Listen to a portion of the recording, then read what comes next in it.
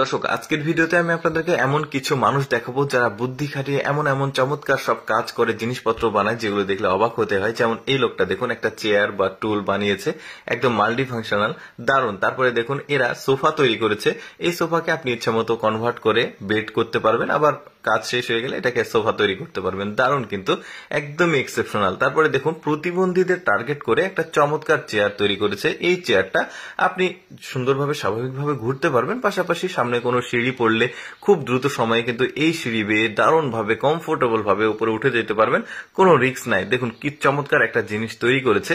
এটা কিন্তু স্বাভাবিক কোনো না, আমার কাছে বেশ চমৎকার লেগেছে। তারপরে দেখুন ব্লাড প্রেশার, তারপরে সুগার, এগুলো অনেক কিছু টেস্ট করার জন্য ঘড়ির মতো একটা জিনিস তৈরি করেছে, যেটা কিন্তু খুবই উপকারী। দেখুন আপনি হাতে পড়লে সবকিছু কিন্তু সুন্দরভাবে এখানে দেখা যাবে, ভিজিবল হবে।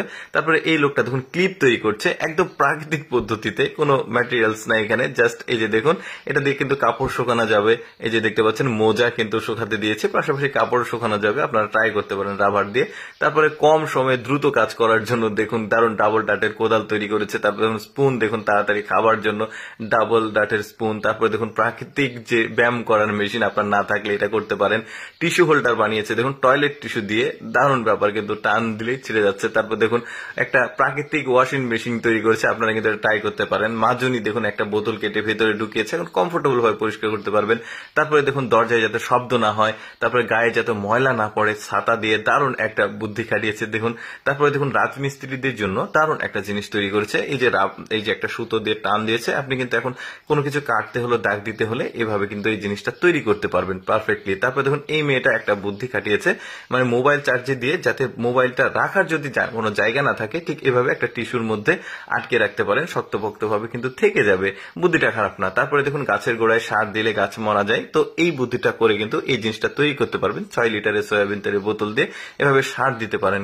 দেখুন কত চমৎকার চমৎকার সব বুদ্ধি ওরা খাটিয়েছে। তারপরে দেখুন এইখানে খুব গরম লাগলে আপনি এভাবে কিছুটা সময় একটু রিল্যাক্স করতে পারেন, ফ্যানের উপরে পাইপের দিয়ে এভাবে কিন্তু করতে পারেন। তবে এটা একটু ফানি টাইপের, তবে ভালো খারাপ না। তারপরে দেখুন একটু দূরে পানি আছে, ওই পানিটাকে সুন্দরভাবে নিয়ে আসার জন্য এগুলো কিন্তু ওই যে বোতলের ক্যাপ যেগুলো থাকে, মুখী যাকে বলে, ওইগুলো দিয়ে পাইপের মধ্যে দিয়ে এই পানিটা আনার ব্যবস্থা করেছে, দারুণ।